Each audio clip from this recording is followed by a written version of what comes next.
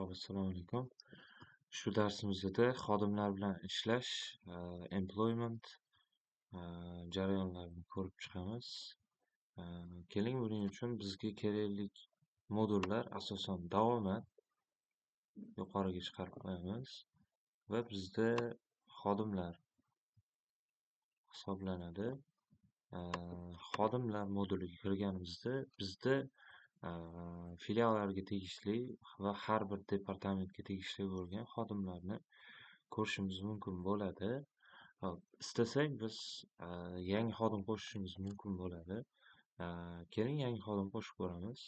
Yangi tugmasini bosamiz buning uchun. Xodimni ismi yoziladi. Masalan, falonchi. Agarda xodimni emaili bo'lsa, email kiritiladi.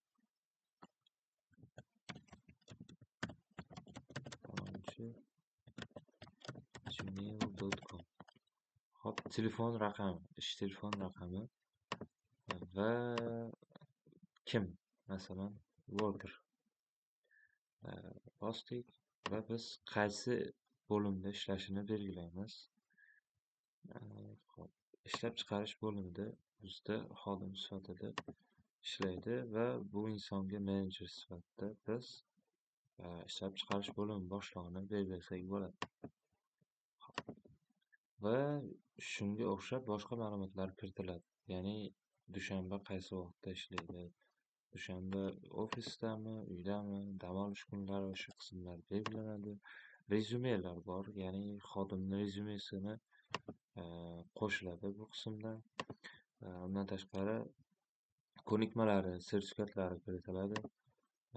Hop, shaxsiy ma'lumotlari kiritiladi, ya'ni biz hujjatlarini yoki bo'lmasam pasport raqamlarini va boshqa shaxsiy ma'lumotlarni olishimiz mumkin bo'ladi. Ish haqi qismida biz shartnoma asosida biz belgilagan ish vaqtini xodimni qanday xodimligi, ya'ni xodimmi, ishchimi, talabami, stajyormi, pudratchi, frilanser sifatida ishlaydimi, biz unga qanday to'lov qilamiz,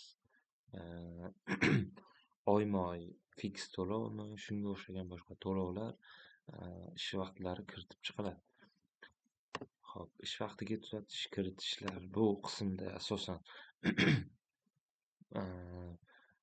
ish haqlari kiritiladi va boshqa qo'shimcha ma'lumotlar. Sozlamalar qismida foydalanuvchi, ya'ni bu xodimni Odoo'ga kirishidagi pin kodlar, ya'ni misol uchun bo'lishi mumkin, shop floor ilovasi bor, ya'ni ishlab chiqarishda foydalanadigan ilova, yoki bo'lmasam attendance moduli bor, ya'ni kirdi chiqdi, ya'ni xodimlarni keldi ketdisini kiritib boradigan o'sha qismda bejiklarni urishda yoki bo'lmasam shop floor akkauntga kirishda bu qismdan foydalaniladi.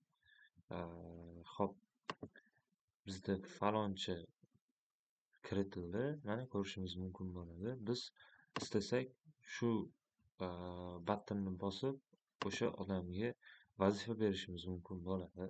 Qandaydir istasak qayda yozib vazifani biriktirsak bo'ladi.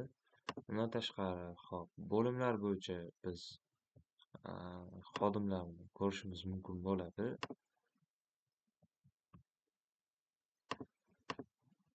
Va org struktura bo'yicha bizda barcha xodimlar bilan birga bo'limlarni ko'rishimiz mumkin bo'ladi. Hisobot qismiga o'tadigan bo'lsak,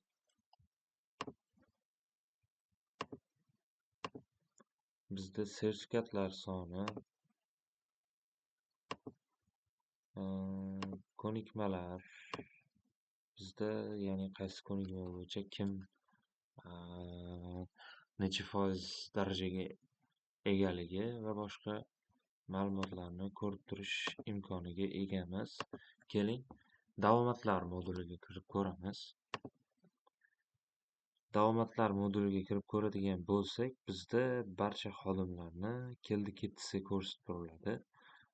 Bu yerda ko'rishimiz mumkin, yashildagilar bugun ertalab bizda ishga kelgan Va qizildagilarni ko'radigan bo'lsak, bular yuzini Face ID'dan o'tkazmagan va eski datalar bilan qoldirib yuborgan. Hop, biz bu yerda faqat bugunni ko'rishimiz mumkin istasak, yoki bo'lmasam boshqa kunga o'tkazishimiz mumkin, yoki bo'lmasam o'tgan kunni, undan tashqari boshqa kunlarni ko'rib chiqishimiz mumkin bo'ladi. Hop, boshqaruv qismida biz manual tarzda qaysidir xodimni ish vaqtini kiritishimiz mumkin bo'ladi. Agar bu narsaga ehtiyoj sezilsa, hisobot qismiga o'tadigan bo'lsak, davomatlar qismida biz barcha xodimlarni ishlagan vaqtini ko'rishimiz mumkin bo'ladi. Ya'ni oy davomida qancha ishlagan va qancha bizda kutilyapti, farq va balanslarni ko'rishimiz mumkin bo'ladi.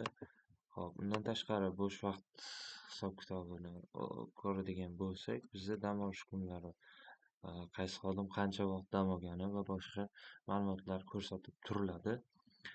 Hop, bu qismda esa Face ID'dan kelgan log ma'lumotlar, ya'ni xodimlarni qachon kirib chiqqani va boshqa ma'lumotlarni ko'rishimiz mumkin bo'ladi. Bizda xodimlar bilan ishlash qismi shu narsalardan iborat edi. Rahmat.